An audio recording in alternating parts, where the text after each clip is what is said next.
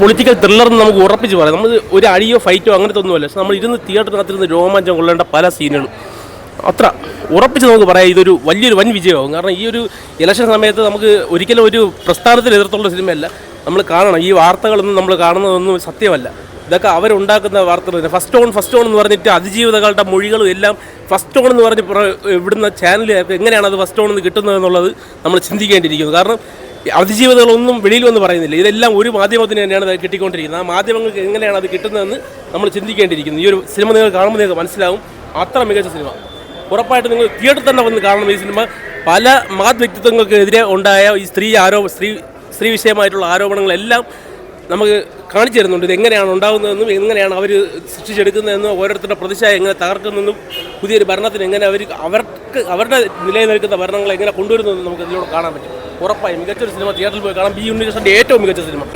ശുദ്ധ bore. Very outdated making, very outdated script. ഇതൊക്കെ ആളെ പറ്റിക്കാൻ വേണ്ടി എടുക്കാമെന്നല്ലാതെ ഒരു വിധത്തിൽ ഒരു ലോജിക്കും ഇല്ലാതെ എന്തോന്നൊക്കെയോ എടുത്തു വെച്ചേക്കുന്നു. ഈ IT എന്ന് പറഞ്ഞ മലയാള സിനിമയിൽ എന്തെങ്കിലും കാണിച്ചു കഴിഞ്ഞാൽ തന്നെ IT ആയിട്ട് ഒരു ബന്ധമുള്ള കാര്യങ്ങളും നല്ല കാണിക്കുന്നു. എന്താണ് കാണിച്ചു വെച്ചേക്കണമെന്നൊന്നും ഒരു പിടിയില്ല. ചുമ്മാ ഒരു ബോറടിച്ച് സത്യം പറഞ്ഞു കഴിഞ്ഞാൽ ഒന്ന് തീർന്നു കിട്ടിയാൽ മതി. ഒരു ബന്ധമില്ല ഈ ഇലക്ഷനായിട്ടൊന്നും ഒരു ബന്ധമില്ല. ഇതൊക്കെ നമ്മളിങ്ങനെ ഇനി ഇതിനെ വേണമെങ്കിൽ നമ്മൾ അങ്ങനെ വളച്ചൊടിക്കാൻ പണ്ടത്തെ രാഷ്ട്രീയപ്പെടുന്നത് അതൊന്നുമില്ല. ഒരു രാഷ്ട്രീയ കോമൺ സെൻസ് ഇല്ലാത്ത ഒരു മൂവിയാണ്.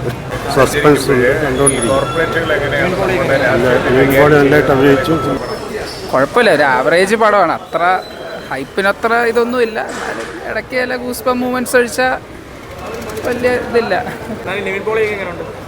പുള്ളി കുഴപ്പമില്ല, പക്ഷെ ഒരു ലീഡർ എന്ന രീതിയിൽ വിശ്വസിപ്പിക്കാൻ പറ്റുന്ന ഒരു ഇതായിട്ട് എനിക്ക് തോന്നിയില്ല. ഒരു ആവറേജ് ഇതായിട്ട് ഔട്ടിംഗ് ആയിട്ട് എനിക്ക് തോന്നി. ഇത് മോസ്റ്റ്ലി നമ്മുടെ ഉമ്മൻചാണ്ടി സാറിൻ്റെ ഒരു ഫിക്ഷണലൈസ്ഡ് വേർഷൻ ആയിട്ടുള്ളൊരു മൂവിയാണ്. അപ്പോൾ ആ രീതിയിലാണ് കൊണ്ടുവന്നിരിക്കുന്നത്. കൂടുതലും അത്ര വെറ്ററൻസ് ഉള്ള മൂവിയല്ല.